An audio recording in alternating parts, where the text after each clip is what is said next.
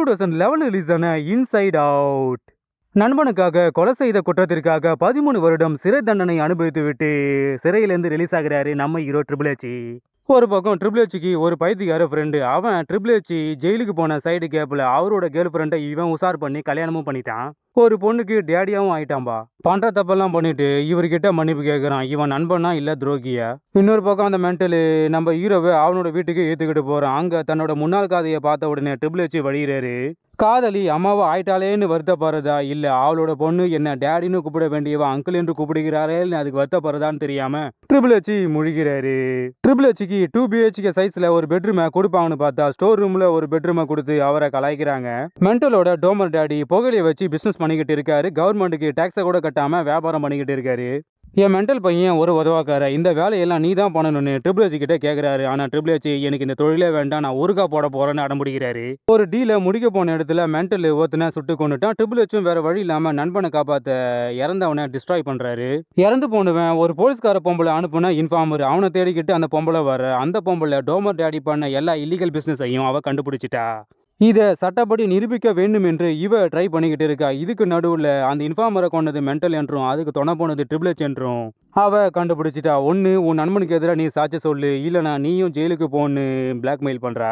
இதுக்கப்புறம் triple H சுற்றி நடக்க போகிற ஆடுபோலி ஆட்டம் என்னன்னு படத்தை முடிக்கிறாங்க. ஒரு தரமான படம், ஆனால் லைட்டாக லேக் அடி அடி நடிக்கும். இந்த படத்தில் கதை தான் இல்லைன்னு பார்த்தா ஃபைட்டும் இல்லை. ஒரே ஒரு ஃபைட்டு வருது. அது ஏன் வருது எதுக்கு வருதுன்னு அவங்களுக்கும் தெரியல, நமக்கும் தெரியல.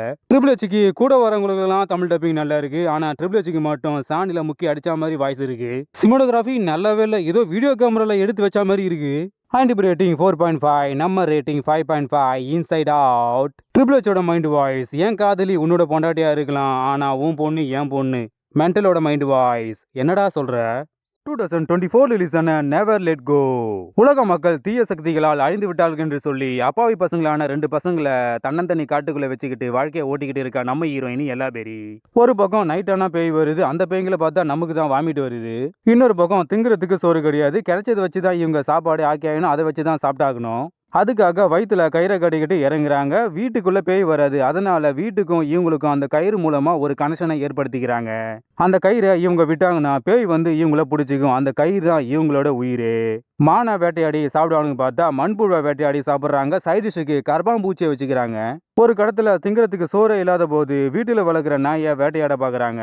இதுக்கப்புறம் நம்ம ஹீரோயினியும் அவளோட பசங்களும் எப்படி தப்பிக்க போறாங்க, பேய் இருக்கா இல்லையா, அது நம்ம ஹீரோயினோட கற்பனையான்னு படத்தை முடிக்கிறாங்க. ஒரு தரமான படம், ஆனா பொறுமையா போய் போய் போய் லேக் அடி அடி நடிக்கும். அங்க இங்க வர ட்விஸ்ட் அதை சமாளிக்கும், ஆனா பார்க்கும்போது தான் அது நமக்கு கடுப்பா இருக்கும். தமிழ் டப்பிங் சூப்பர், அதுவும் எல்லா பேருக்கும் கொடுத்த வாய்ஸ் ஆஃபர், ஆனா அவளோட பசங்களுக்கு கொடுத்த வாய்ஸ் மட்டும் டோமரு.